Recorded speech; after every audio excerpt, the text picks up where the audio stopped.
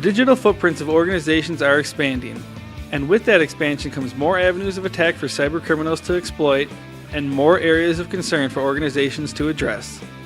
On this episode of the Cyber Chat, SurfWatch Labs Chief Security Strategist Adam Meyer discusses the challenges businesses are currently facing due to their expanding level of presence, as well as how organizations can respond to those new challenges to better manage their cyber risk.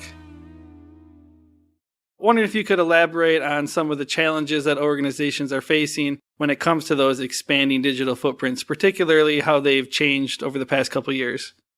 When we talked about some threat intelligence topics in our last podcast, I talked about how every business unit, every organization, every product and service they deliver to customers is dependent on technology more and more. And so therefore, as they use technology in more ways than they typically have in the past, you are naturally extending what I call your level of presence out there in the world from a digital footprint perspective, right? So in order to, do business, you have to extend yourself out there into the digital world. And so you're creating more of a risk landscape that you're going to have to be mindful of and include in your risk management processes. I always use back in, several years ago, BYOD was a similar issue. When virtualization came out in the early 2000s and people were consolidating their physical footprint and data centers and things, they were increasing their digital footprint because they're spinning up VMs like nobody's business, kind of unmanaged. I'm just going to spin up VMs every 10 seconds. And so their digital presence just exploded, and they weren't prepared to tackle the proper management of that. So when you look at it, everybody's in social media now, right? You got to have a social media presence. You have a lot of things outsourced as a service. You've got a lot of customer and partner interaction portals, right? The customer service portals or partner portals. You're exchanging data with third parties a lot more so than you were in the past. All of that means you are pushing and pulling data a lot more than years past, and you have the infrastructure, obviously, to support that kind of expanding. And so there's definitely that, I always put, kind of quotations in my hands, right? Level of presence is exploding quite a bit. Yeah, and one of the big things that everyone seems to be talking about lately, at least, is the Internet of Things. And I know you wrote a blog or an article earlier this year on how Internet of Things devices are potentially the largest digital footprint that is not under proper security management. So just wondering your thoughts on why these IoT devices have created such an increased risk and what organizations should be doing about that. Right. So basically, it's a part of that expanding digital footprint. But IoT brings into scope the devices that were not typically network enabled in years past, right? And a lot of times they're consumables or facilities types of devices when it comes to kind of corporate infrastructure perspective, let alone personal wearables. But when you think about smart appliances, smart light bulbs, smart devices that support physical security, things that support building automation, fire alarms, CCTV, your HVAC system. In the past, these are all very analog types of devices. And now as the technology progresses and people look for new ways to enable things, a light bulb is just a light bulb in most senses, but now it could be a network-enabled device in some way, shape, or form. And so when you say, and I've said in the past where things aren't under security management, if facilities was going to go order light bulbs, that's looked at as a consumable. That's not looked at as an IT-enabled device, even though the newer IoT devices are. So it gets caught up in that procurement or acquisition trap where that procurement, right, that purchase for light bulbs, even if they were network enabled, don't go through typical IT governance practices. So it's completely out of sight of the typical IT acquisition processes. So most organizations probably relate, hey, you can advise IT equipment. It's got to typically go through some type of governance, right? It needs to be purchased on the correct contract. Typically, it needs to go through maybe an enterprise architecture review, make sure it operates in the IT department. I'm kind of talking CIO stuff, but it needs to make sure that it meets all of our IT standards. It's going to get deployed in a secure manner, and it's going to be managed in the environment appropriately.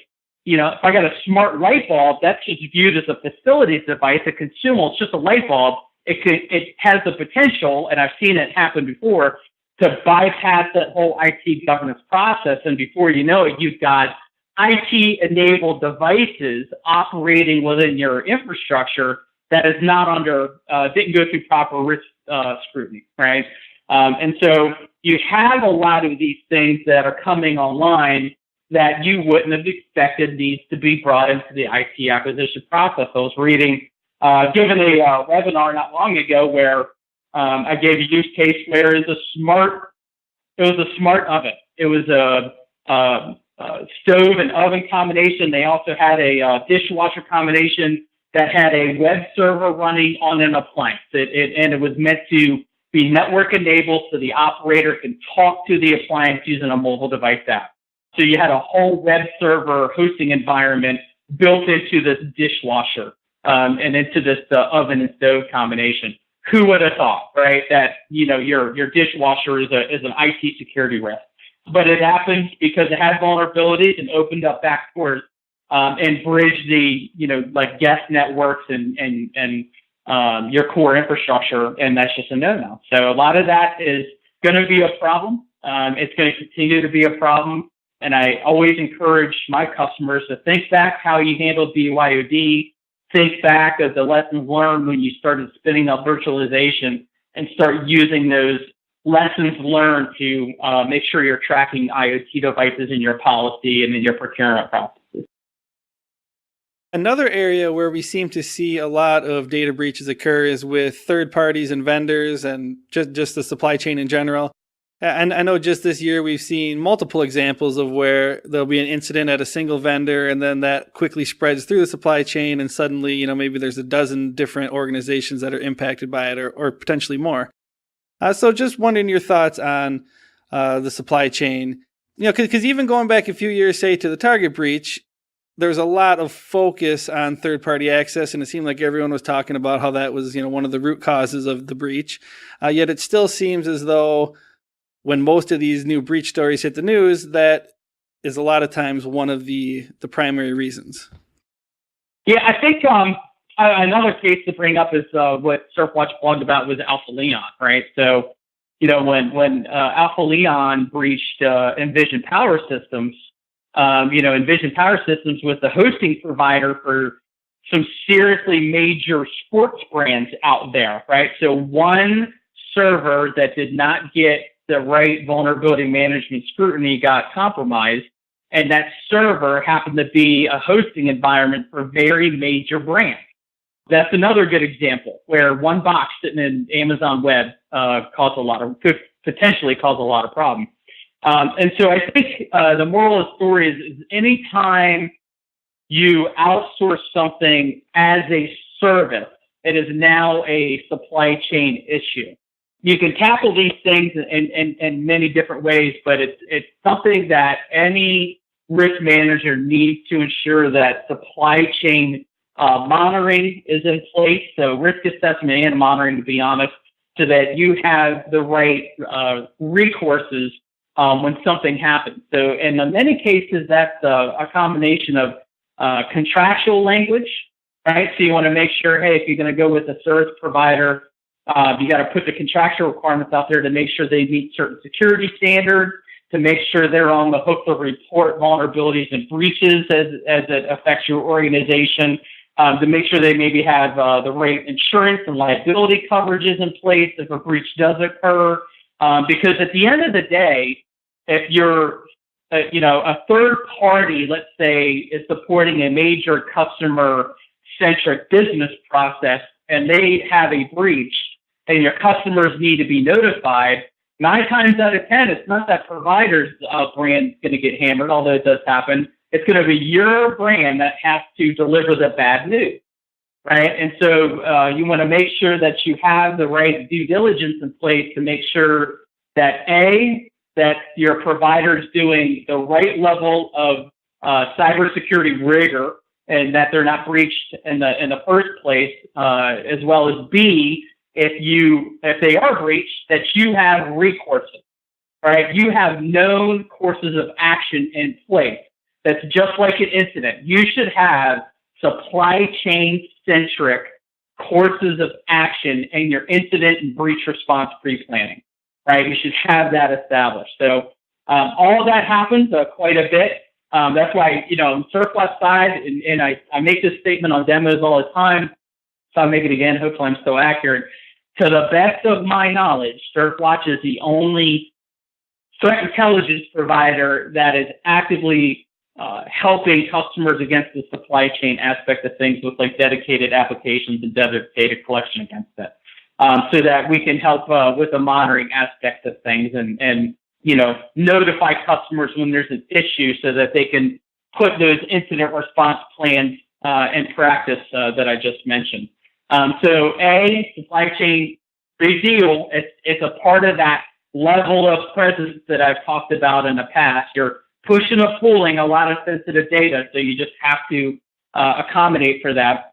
And B, you need to put monitoring in place, which is something we recognized a while ago and started building capabilities for that. Yeah, my final question then, just wanted to get your thoughts on these expanding digital footprints going forward, because it seems like just looking at the trend, we're going to see more growth of these digital supply chains, bigger digital footprints going forward. So it seems like it's going to become more and more of an issue for organizations. And particularly, it seems like the control is often, like one step removed from their direct control, some of these issues. So just wondering how you think organizations are going to have to respond to that shift. Yeah, I think, when I start thinking about a total cost of ownership kind of perspective, I'm gonna kind of go back on that virtualization example and talk about the monitoring aspect. So when virtualization came out, right, and everybody started consolidating their physical footprint, a lot of CIOs were tooting their horns saying, yeah, I saved the organization tons of money, and not realizing that, well, they went from, let's say maybe they consolidated 1,000 physical nodes into a virtualized infrastructure, but they went from 1,000 physical nodes into 3,000 virtual nodes, right? So from a security aspect of things, our work, if you will, because I ran into this in data center consolidation years ago, my work tripled, right? So the physical footprint weren't reduced, but the digital footprint tripled. So the security staff had to upgrade all the licenses for all that monitoring tools. We had to upgrade our